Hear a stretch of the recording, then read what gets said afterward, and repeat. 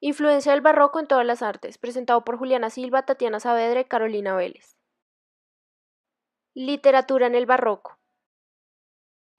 En el siglo XVI se observaron en el Imperio español unos síntomas debido a la crisis que se estaba viviendo y los cuales se reflejaron en varios aspectos, por lo que en la sociedad y la economía se ve que debido a la quiebra inevitable del Estado por los gastos excesivos en guerras, pérdidas de soldados y territorios, la población empieza a sumergirse en la delincuencia y la mendicidad.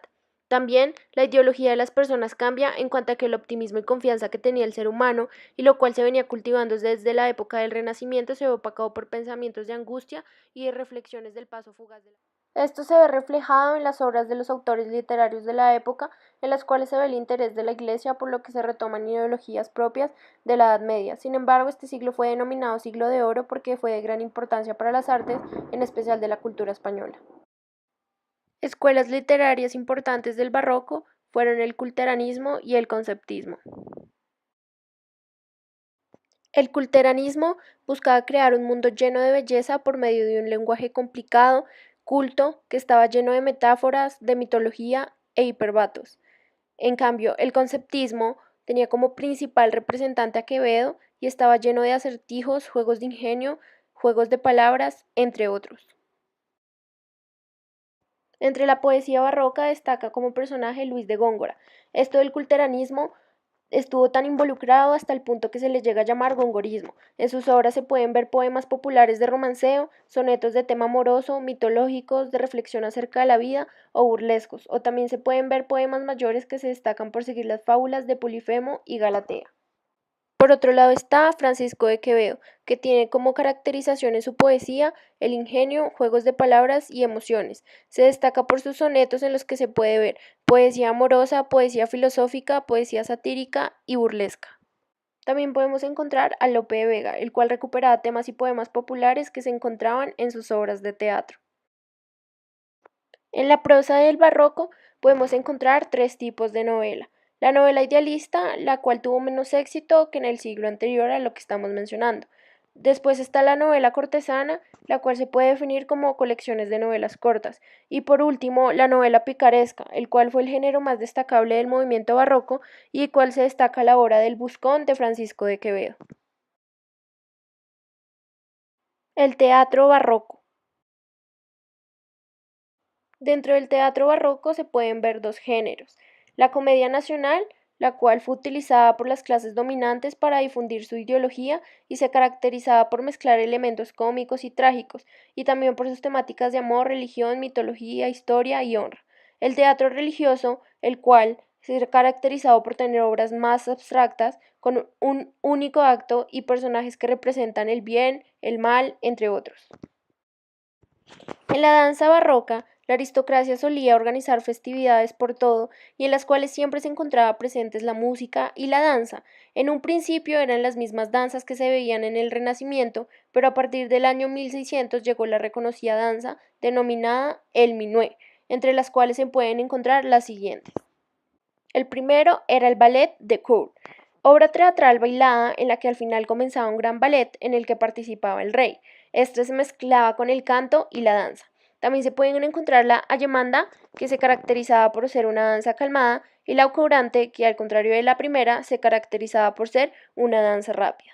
También se pueden encontrar otras danzas como el burré, la chacona, la zarabanda y por último la giga. La música barroca. Esta se caracterizaba por tener el contraste en su interpretación e instrumentos.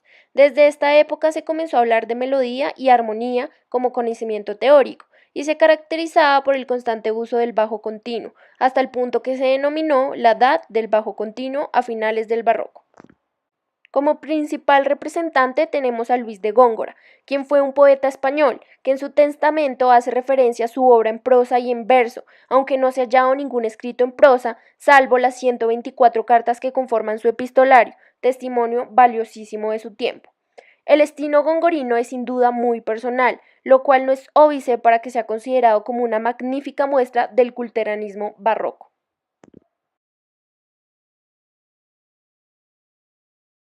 Por otro lado está Pedro Calderón de la Barca, quien fue un dramaturgo español.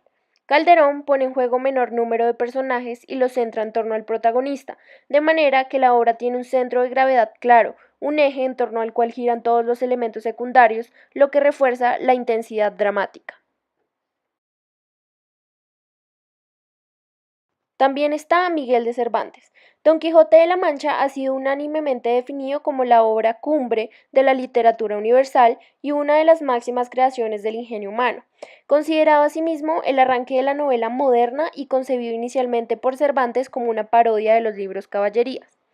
Después está Antonio Vivaldi, compositor y violinista italiano cuya abundante obra concertista ejerció una influencia determinante en la evolución histórica que llevó al afianzamiento de la sinfonía. También era considerado un autor prolífico. De la producción de Vivaldi abarca no solo el género concertante, sino también abundante música de cámara, vocal y operística. Por otro lado está Johann Sebastian Bach, compositor alemán, quien era considerado por muchos como el más grande compositor de todos los tiempos. Johann Sebastian Bach nació en el seno de una dinastía de músicos e intérpretes que desempeñó un papel determinante en la música alemana durante cerca de 2 siglos y cuya primera mención documentada se remonta a 1561. Y por último, Friedrich von Schiller, escritor, filósofo e historiador alemán, considerado el mejor dramaturgo de la historia de la escena alemana. Su obra más lograda es la trilogía en verso Wallenstein de 1776 a 1799, un drama en el cual los acontecimientos históricos adquieren una dimensión ideológica en los personajes que los protagonizan.